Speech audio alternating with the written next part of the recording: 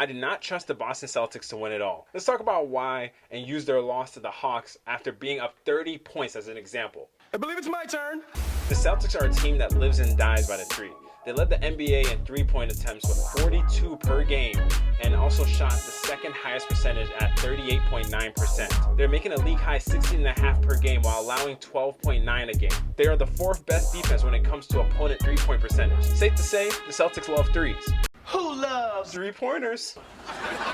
The Celtics loves three-pointers. Is it true?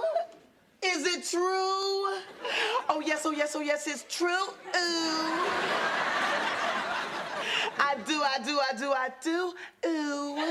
I might slightly be exaggerating, but I think that's an accurate representation. Can I get an amen? This was a big part of the reason why they got to such a big lead over the Hawks. In the first quarter, the Celtics shot 77% from deep, making 5 of 7 threes, shooting 66.7% overall. These are the type of looks they were hitting in the first.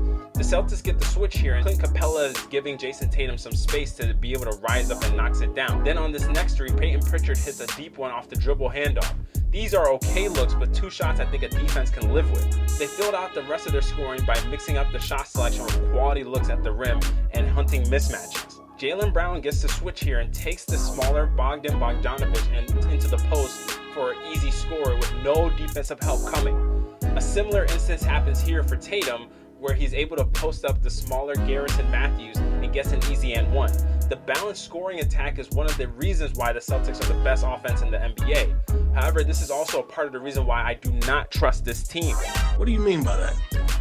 The Celtics are like a good-looking person with some trash personality traits. On the surface, they look great and then look like a partner material due to how attracted you are to them. It is not until you start to see their tendencies and get to know how they act on an everyday basis where you make a final judgment. When their threes are falling, that balance starts to lean more and more towards that three-point line and three-point shots. It feels like they start to believe their own hype around their talent and just fall into a three-point contest at some point. This can lead them to even taking their foot off the gas pedal defensively. Against a sorry team like the Hawks or even a hurt team like the Miami Heat or the Cleveland Cavaliers that they've beaten in these playoffs, yes, that might work. But against the better teams in the Western Conference, that's just something you can't bank on that you will be able to win each game doing. Guys, I appreciate you for watching the video so far, but if you could, please hit that subscribe button. Obviously, growing the channel helps me to be able to put out more content. So if you could go ahead and hit that subscribe button and leave a comment down below, tell me how much you enjoyed this video so far, it'd be much appreciated. Let's do this. This is what happens in the second quarter, and they end up taking 16 threes and only hit 5 of them, which is 31%. They were not quality looks either. Brown takes the step back 3 with 16 seconds still in the shot clock to get a better look. The Celtics stars love these type of shots though. Tatum in particular. A majority of Tatum's three-point attempts are pull-up threes, which he shoots at a 35% clip, versus his catch-and-shoot three-point percentage of 43. This bears out in how the team shoots the three overall. They are 5th in unassisted three-pointers made with, of those accounting for the 21% of their threes. We see it here as Tatum settles for a step-back 3 instead of swinging it to Kristaps Porzingis, who had 2 players closing to him due to defensive miscommunication.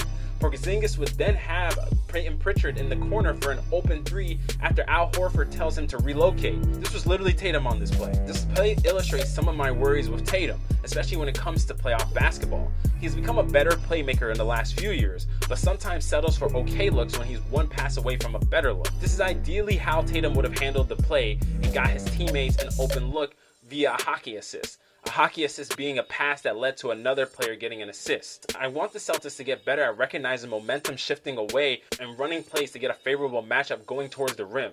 These 2 plays illustrate what I mean. This first play is reminiscent of that first quarter mismatch that led to a Tatum and 1. Tatum purely uses his superior athleticism and size to draw the foul. Then on this play, the Celtics realize the Porzingis mismatch on the post, which leads to an easy shot for Tatum. Today's NBA offense largely is designed to hunt and create mismatches. The Celtics are so talented at every position they can create mismatches across the board. It is something they have done for a majority of the season and is why they have the best record in the NBA. Yet they still have moments where they fall into old habits of isolation hero ball coupled with bad clock management. Here Tatum gets the ball with 17 seconds on the shot clock and proceeds to let 10 seconds run on the clock while doing absolutely nothing. I'll give him 5 seconds to let Porzingis clear out. However, that does not account for the other 5 where he's just sizing up DeJounte Murray, who has moments of being a good defender in his own right. And this is one of them, as it leads to a Tatum turnover and the Hawks score for the lead. Oh, but if you thought that was all, I have more. I'll let the announcers tell you the story on this one. DJ too quick for Al Horford out front. 53 seconds. Can you stand it? They're wasting a lot of clock. And this is the one-on-one you were talking about, Nick. Yeah, I mean, you're going nowhere. Porzingis acting. Here's Brown. He's driving. He's shooting a very tough shot at the end of the clock. He missed it. Murray's got the rebound. That's bad offense there. Bad offense. You're not that guy, pal. Trust me. You're not that guy. No does bad offense. Brown crosses half court with 17 seconds on the shot clock, yet the Celtics don't initiate their offensive set until there is 10 seconds left on the clock. This leads to Brown getting a screen with only 5 seconds on the shot clock against an aggressive defender. As we saw, this ends as one of the ugliest possessions of the season.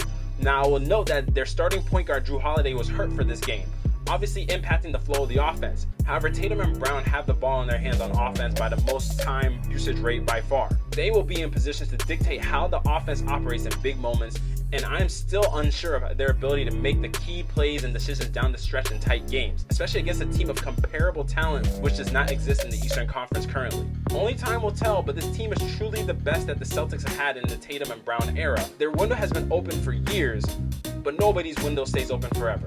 Alright guys, thanks for watching this video. Of course, if you enjoyed this video, go ahead and hit that subscribe button, hit that like button as well. Let me know your comment down below about if you trust the Celtics or not to win an NBA championship with the current team, and how these guys are in terms of their game and where they've matured in their ability to close games and make plays for their teammates.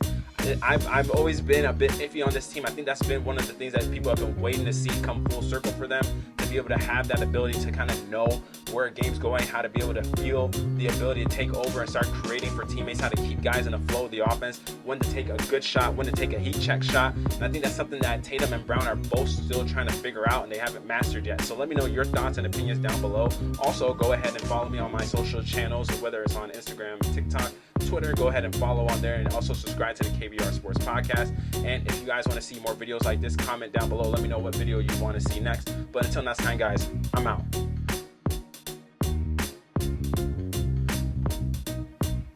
3-pointers. The Celtics. Why would you do that?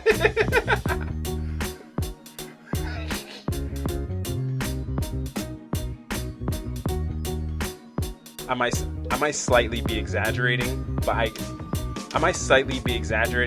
think it is almost. I might slightly be exaggerating, but I think it's an accurate.